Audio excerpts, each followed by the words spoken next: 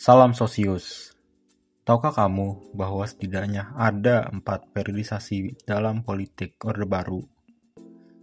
Seorang profesor di Universitas Wollongong, Australia, yaitu Andreas Ficker, membagi sejarah Orde Baru setidaknya menjadi 4 bagian.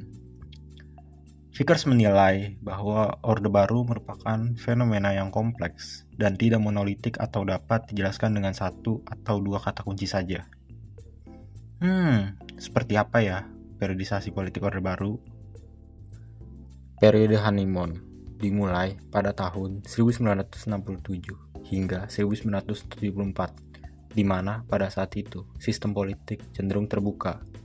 Masyarakat menikmati kebebasan pers, militer tidak mendominasi banyak aspek pemerintahan.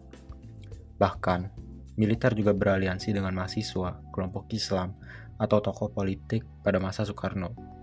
Soeharto juga menjalin hubungan baik dengan tokoh Soekarnois seperti Hamengkubuwono IX dan para pengikut politik kekirian Tan Malakais.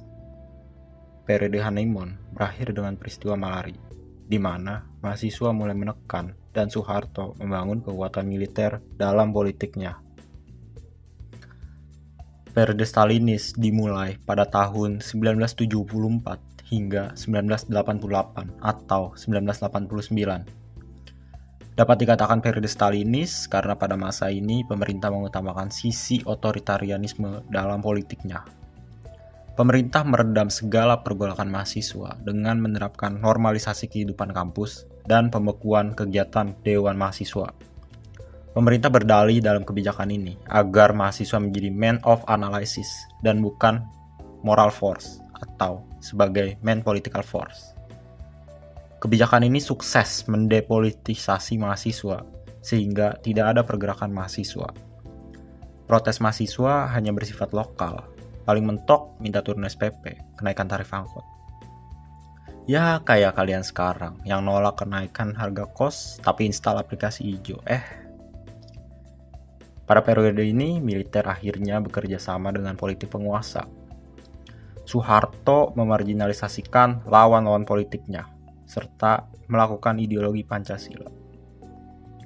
Lewat penataran P4, fusi partai, kemasyarakatan, dan keagamaan diawasi dengan ketat agar tidak menimbulkan perlawanan. Periode keterbukaan berlangsung pada akhir tahun 1980-an, di mana dimulainya interupsi dalam parlemen dari salah seorang ABRI kala itu.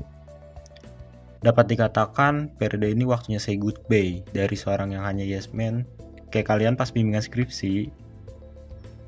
Pemerintah juga terbuka dan membuka keran investasi asing untuk percepatan pembangunan.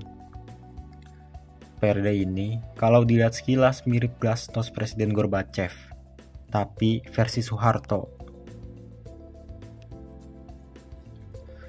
Yang terakhir, ada periode krisis. Periode krisis dimulai ketika terjadi krisis moneter, layaknya kapal Titanic yang megah ketika hancur ketika menabrak bongkahan es. Tidak hanya krisis ekonomi, namun juga krisis sosial, sehingga sejumlah akademisi turun gunung melawan rezim Soeharto. Hingga akhirnya Soeharto menyatakan mundur dari jabatan presidennya setelah 32 tahun menjabat.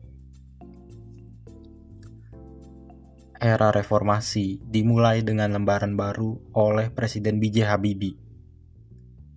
Jadi, gimana menurut Sosius? Apakah menurut Sosius zaman Presiden Soeharto jauh lebih baik?